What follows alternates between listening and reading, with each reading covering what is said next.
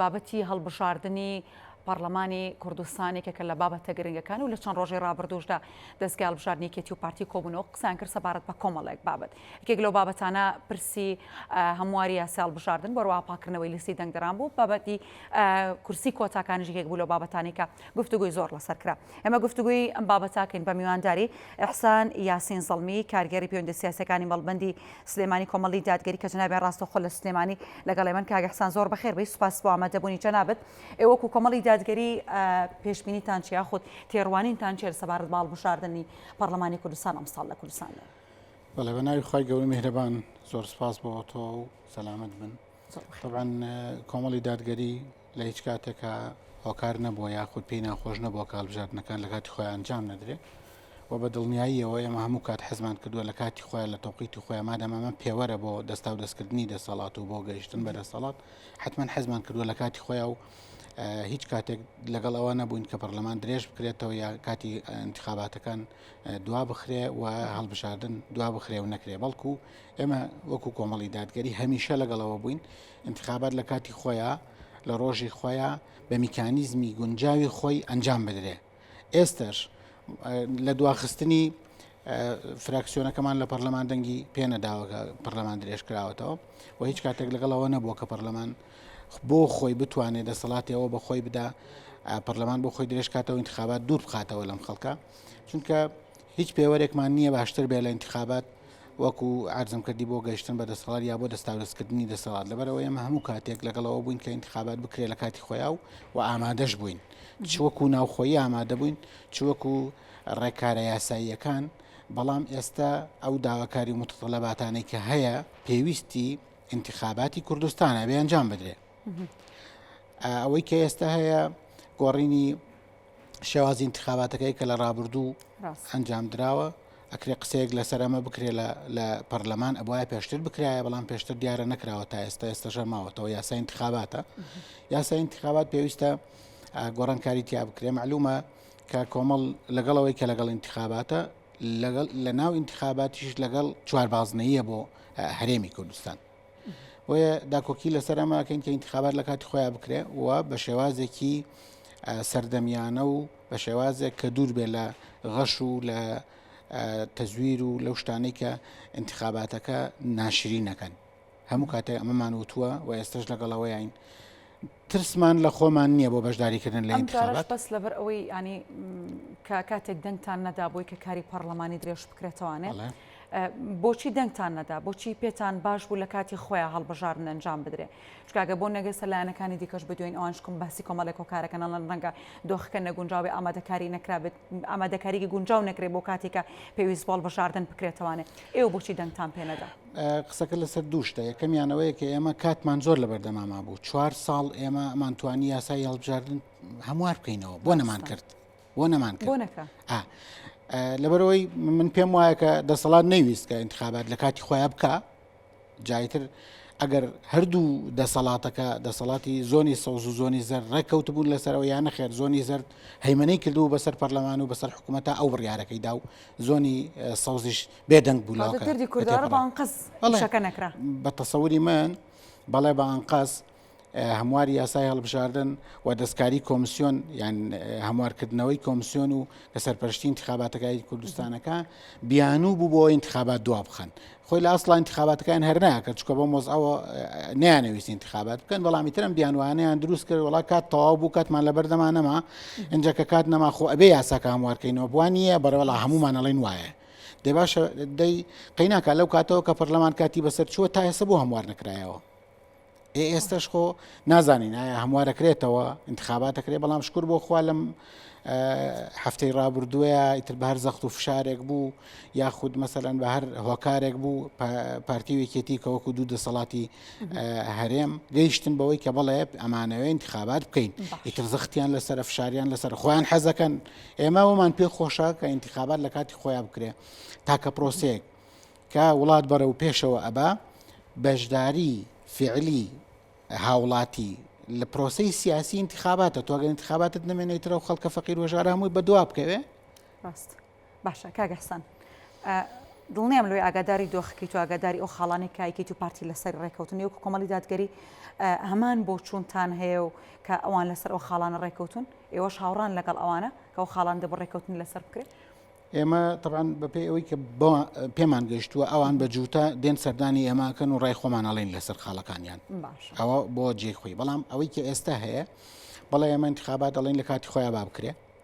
بەڵێ لەگەڵەوەین کە یاساکە هەموار بکرێتەوە لە فرەبازنەیەوە بۆ چواربازنەی یاخود لە لیستەوە بۆ چواربازنەیی باشە سێ مەسلەی کەمەنەتەوەیەکان کە یەکێکە لە مشکیلەکان ئەو 11 کورسێکە لە پەرلەمان دانراون بۆ ئەو کەمانە ئێمە قسەمان لەسەر کەمی و زیادی ڕێژەکە نییە 11 دەیە 5 6 مشکلەمان نیە بەس قسەمان لەسەر ئەوەیە نابێ بەڕاستی لایەنێکی سیاسی بۆ خۆی تەعینی ئەوە بکە کاگەر لە ڕابردوو پارتی دیموکراتی کوردستان کردوێتی ئێستا یەکێتی نیشتیمانی کوردستان داکۆکی لەوە بکە بەڵێ بابەشیکەین نیوەی بۆ تۆ نیوەی بۆ من نه ئەبێ یەکێتی نیشتیمانی کوردستان ڕاستی لە مەوریا بێ نەخێر نەچێتە ئەو هەڵەیەوە کە ئەگەر ئەوان بانیان کردن وتیان وەرن بە پێنجیەدەین بە ئێوە شەشیشی بۆ ئێمە باڕێک نەکەون لەسەرەوە چونکە ئەمە بەڕاستی پێشێلکردنی مافێکی ئەو کەمەنەتەوەیانەیە با خۆیان دەنگ بن چەند کەسن با خۆیان دەنگ بە کێیان با خۆیان بانوێنەی ڕاستەقینەوەوان بێ بۆچی ئەوانەی کە دێنە ناو پەرلەمان چارەسەرکردنی ئەمە بچێتۆ لای پێکاتەکان خۆیان بەڵێ یان ئەوی بۆنە لە بین یەکێتی و پارتیا چارەسەر نەکرد بڕاتۆ لای خۆیان چارەسەری گرفتەکان بەڵێ ئێمە پێمان وایە مافی خۆیان ئەوەکو کەمەنەتەوەی بەشدار بن بە ڕێژەی بوونیان لە کوردستان چەندە ڕێژەی بوونیان هەیە بە ڕێژەیەک بەشدار بن من وەکو وتم قسە لەسەرەوە ناکەم کەمە یا زیادە مافی خۆیان نابێ بەشدار بن بەس قسەکە لەسەر ئەوەیە ناکرێ لایەنێکی سیاسی بۆ پشتیوانیکردنی لیستەکەی خۆی لە ناو پەرلەمان بۆ تێپەڕاندنی هێندە یاسا لە ناو پەرلەمان تەعینی ئەم یان دەنگ بدا بەمانەی کە ئەیەوێ بێنە پەرلەمان لە کەمەنەتەوەیەکان چکە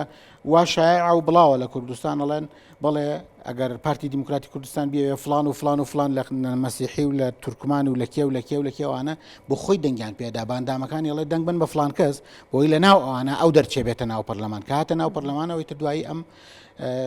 عقلی لەگەڵ کردو و توێتی کاکە من تۆم هێناوەتە پەرلەمان لێرە بێ پشتیوانی و لێ بکەی وەکو ئەوەی کە بینیمان لە چەند ساڵی ڕابردوو هەمیشە کەمەنەتەوەیەکان نەیانتوانیەوە بۆ خۆیان سەربەخۆ بن هەمیشە پشتیوانی ئەو لایەنیان کردووە کە ئەوی هێناوەتە ناو پەرلەمانەوە هەمیشە بەشێک لە حزبێک کاریکردنە وەکو بەشێک لە خۆی بەڵێ بە دڵنیاییەوە ئەوان نەیانتوانیوە تعبیر لە ڕای کەمەنەتەوەیەکان بکەن وەکو مەسیحی وەکو کلدان وەکو تورکمان وەکو ئەوانە ئێمە ئەڵین مادام ئەمە نوێنەرایەتی ئێوەیە کاکەوەرن تعبیر لە خۆتان بکەن هیچ شتی ترمان نەوتوە بەس تومانە با خەڵکی تر بەکارتان نێنێ بۆ بەرژەوەندی خۆی وەرن بۆ خۆتان تعبیر لە خۆتان بکەن و لە ناو پەرلەمان داوای مافەکانی خۆتان بکەن باشە کاک حەسەن پێت وایە ئەم گرفتانی کە باست کرد و ئەوەشی کێکێتی و پارتی کۆبوونەوەی لەسەر کردەوە ئەوەی کە لە دواتریشدا لەگەڵ ئێوە بۆ نمونە دێتە مەیدانی گفتوگۆکە و دێتە سەر مێزی گفتوگۆکانتان پێتان وایە ئەم بابەتانە چارەسەر بکرێت و هەڵبژاردن ئەنجام بدرێت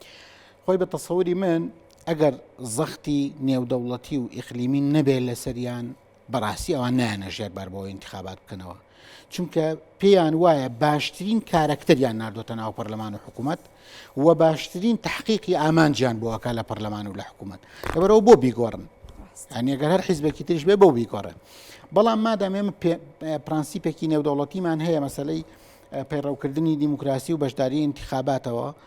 بگەی بەدەسەڵات یان تازە بکەیتەوە بەدەسەڵات هەر ئەبێ بیکەن ئەمڕۆنەیکەن سبەینێ هەر پێیانەکەن جا بۆ خۆیان بێنە پێشەوە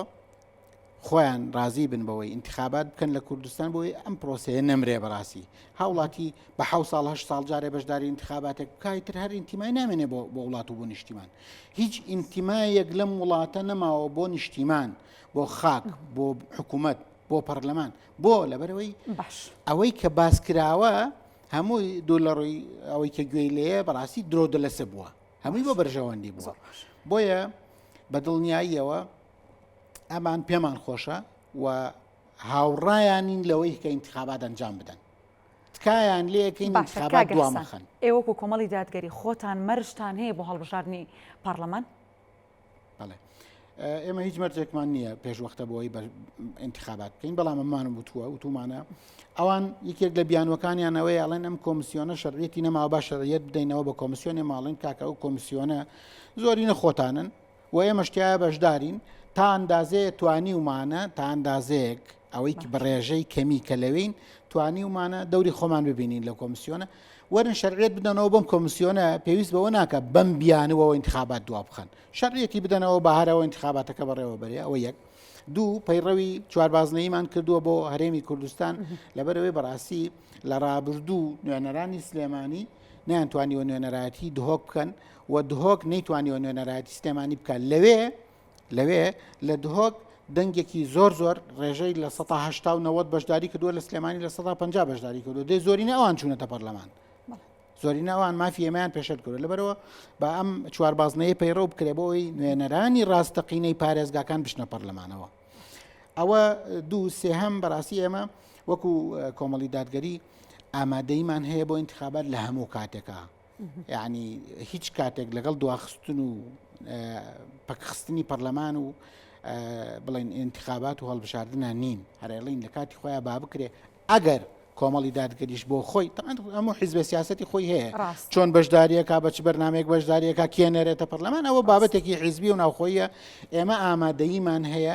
بۆ هەموو انتخاباتێک هەر کاتێک بکرێ و زۆر نیگەرانین لە دواخستنی انتخاباتەکان ئەنجومەنی پارێزگاکان پەرلەمانی کوردستان کە ئێستا دوا کەوتووە و نەماوە لە کاتی خۆیان ئەنجام نەدراوە هیوادارین لە داهاتوێکی نزیکە جارێکی تر هاوڵاتیان بشنەوە سەر سندوقەکانی دەنگدان ئەم نەهامەتی و ناڕەحەتەی کە ئێستا بینیویانە لە بیریان نەچێتەوە بەهۆی چیەوە بوو و بۆچی بوو تکا ئەەکەم ئەوانیش پارتی و یەکێتی هەردووکیان بابێن ڕێگە بدەن بەم هاوڵاتیانە بچنە سەر سندوقەکانی دەنگدان و بەم قەڵەمەیان خۆیان نوێنەرانی خۆیان دیاری بکەن لە پەرلەمان زۆر بەخێربێ زۆر سپاس بۆ زانیێرەکانت سپاس بۆ ئامادەبوون زۆر سپاس بۆ ئەحسان یاسین سەڵمی کارگەری پەیوەندی سیاسەکانی مەڵبەندی سیاسی کۆمەڵی دادگەری کە جنابێ ڕاستەوخۆ لە ستۆدیۆ میوانی ئەم گەشتەی هەواڵ بوون.